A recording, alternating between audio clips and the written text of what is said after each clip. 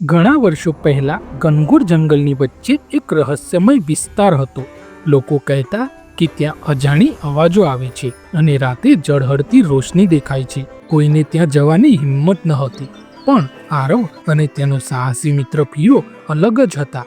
એક દિવસ બંનેએ નક્કી કર્યું, ચાલ જંગલનું રહસ્ય શોધી કાઢીએ.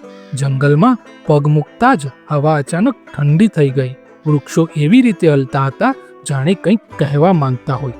અચાનક પીરો બોલ્યો, આરવ, આ અવાજ સાંભળ્યો? આગળ વધતા તેમને એક જૂનું પથ્થરનું દરવાજો દેખાયું.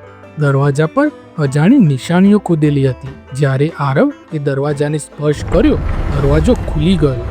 અંદર એક નાનું તેજસ્વી પ્રાણી બેઠું હતું, જે બોલ્યું, જે દિલથી સચ્ચા અને સાહસી છે તેઓ જ અહીં આવી શકે.